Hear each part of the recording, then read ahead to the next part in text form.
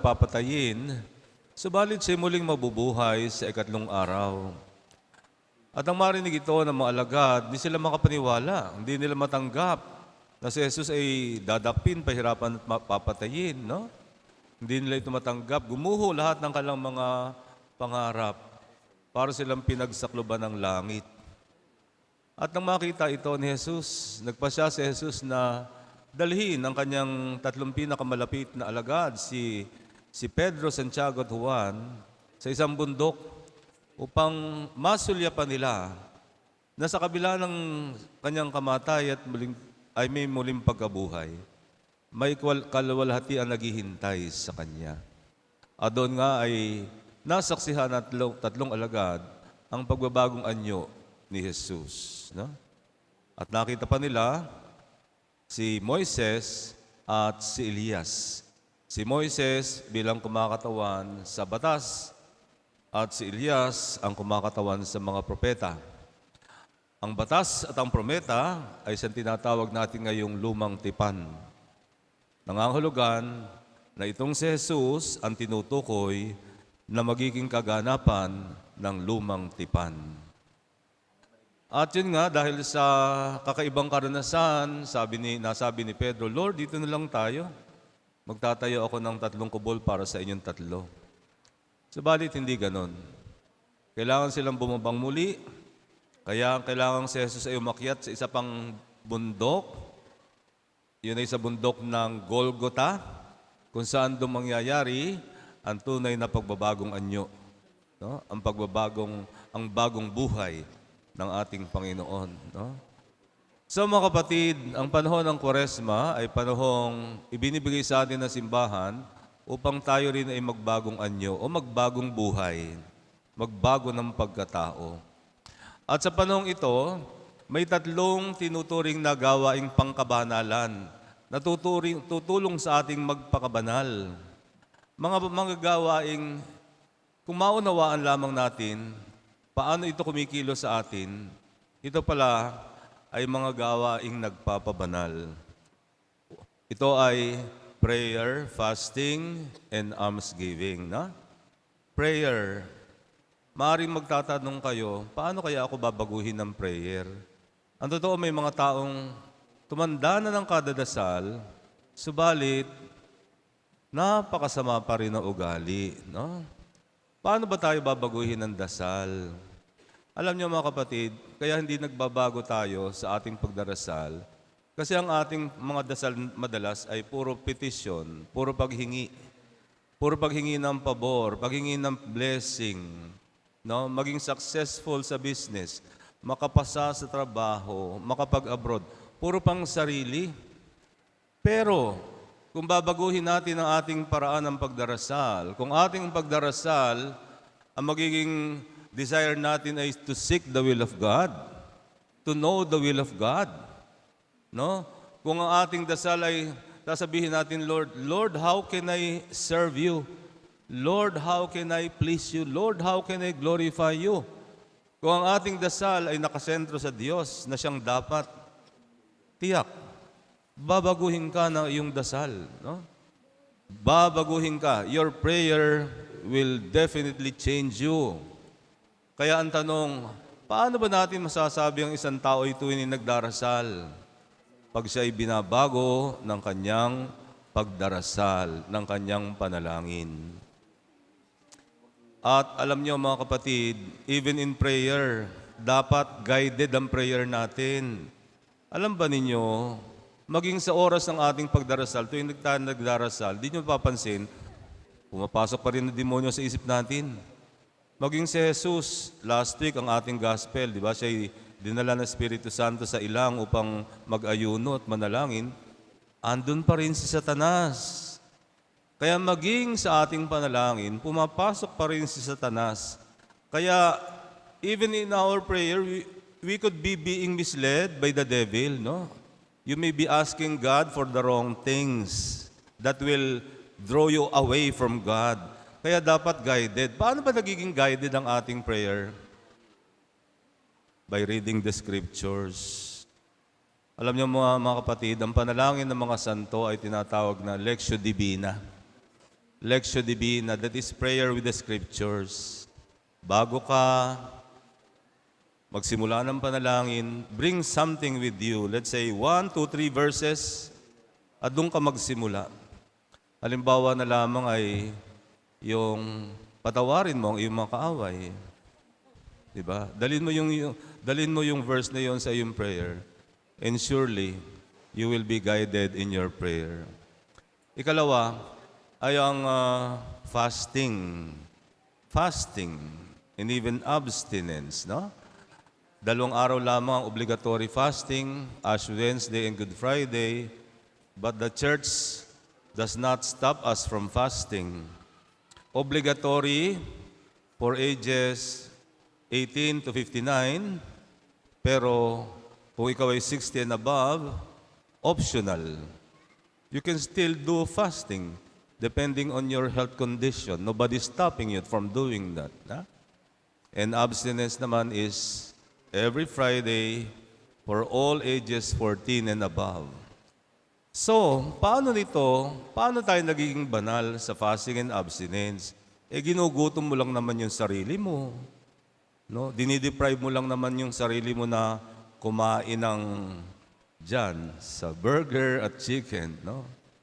Diba? Ginugutom mo lang. Paano ka magiging banal doon?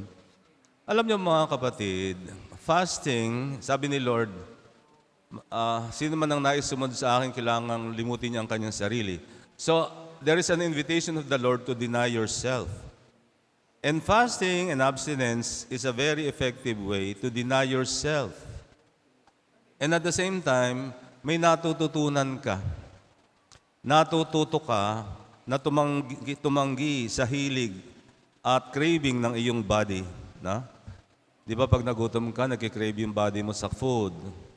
And that will be the time to gain control, for your will to gain control.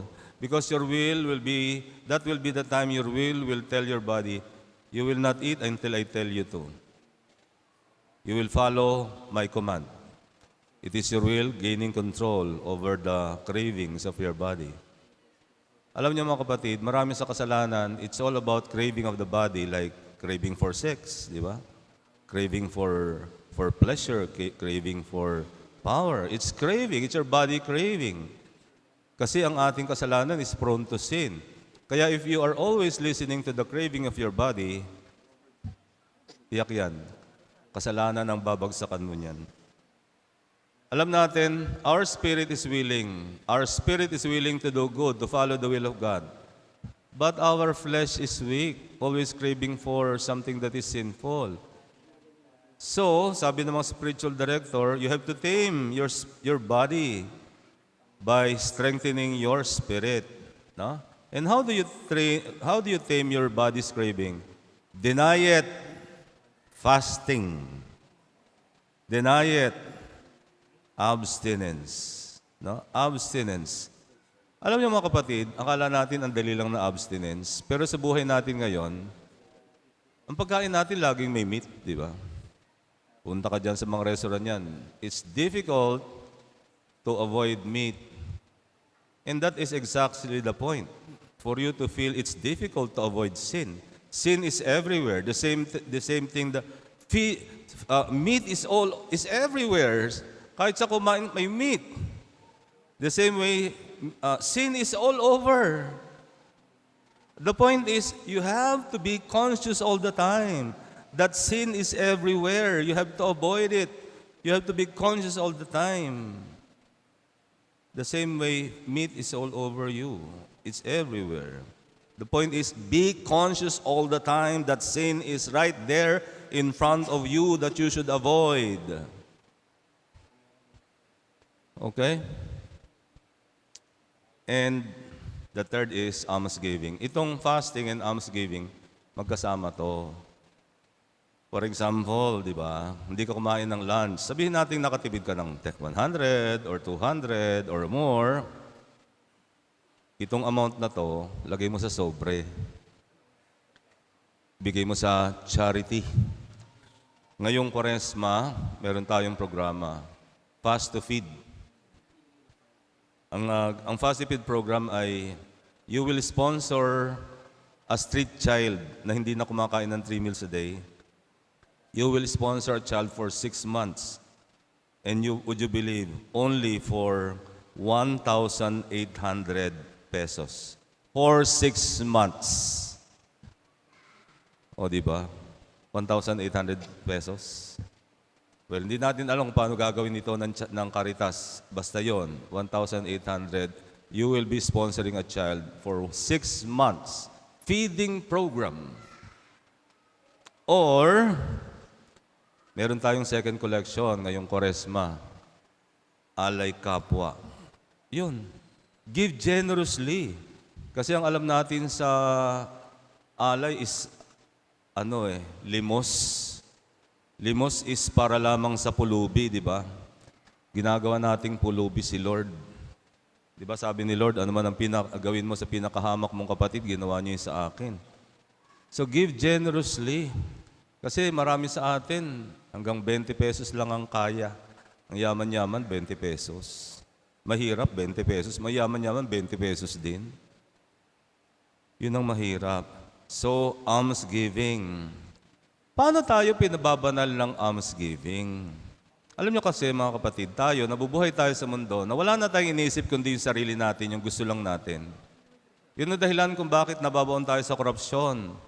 Yung mga taong nasa tungkulin, sarili lang ang inisip. Gusto lamang magpayaman, wala silang pakialam sa magiging masasalanta ng kalampagnanakaw.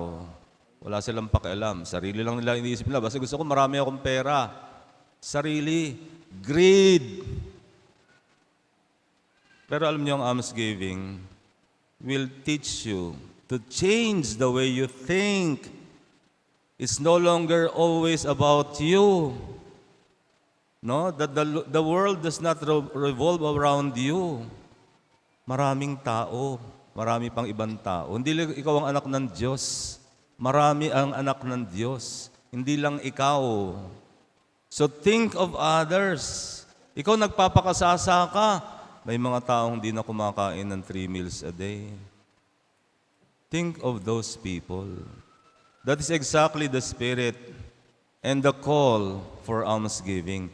Think of other people who are not as blessed as you are. No? Think of other people. That is the invitation for almsgiving. No? Kaya kung siseryosohin lamang natin ito, prayer, fasting, almsgiving, makikita natin na tunay, ito pala'y daan tungo sa ating kabanalan, pagbabagong anyo. And the most important way for us to change our life is go to the sacrament of reconciliation. Kumpisal. Marami sa ating mga Katoliko, maaring minsan lamang nagkumpisal, hindi na ulit nang sila nag-first communion. Hindi natin alam, ang kumpisal dapat at least once a year, at least Kwaresma. No? Hindi na dapat iniipon ng kasalanan. Pag nagkasala, reconcile with the Lord, no? Immediately, as soon as possible. At meron tayong kumpisalang bayan, March 25. Ulitin nyo nga yung date, March 25. Ulitin nyo, malakas. O, tandaan natin, we have a date with the Lord, dito sa ating parokya, March 25. At kung wala naman kayo, hindi kayo pwede sa March 25, meron naman tayong daily confession. Wednesday, Thursday, Friday. Sa umaga, after 6 a.m. Mass. Sa gabi, 5 p.m. before the Mass. Amen? So tumayo tayo at pahig natin ang ating pananampalataya. Sumasampalataya ako sa Diyos amang makapangyarihan sa lahat na may gawa ng langit at lupa. Sumasampalataya ako kay Jesucristo, iisang anak ng Diyos, Panginoon nating lahat. Nagkatawang tao siya, lalang na Espiritu Santo. Pinanganak ni Santa Mariang Birhen, pinagpakasakit ni Poncio Pilato, pinako sa krus, namatay nilibing, nanaog sa kinaroroonan ng mga yumao. Nang may 3 araw na buhay na mag-uli, umakyat sa langit, ngaluklok sa kanan ng Diyos amang makapangyarihan sa lahat. Doon magmumulang paririto at hukom sa nangabubuhay at nangamatay na tao.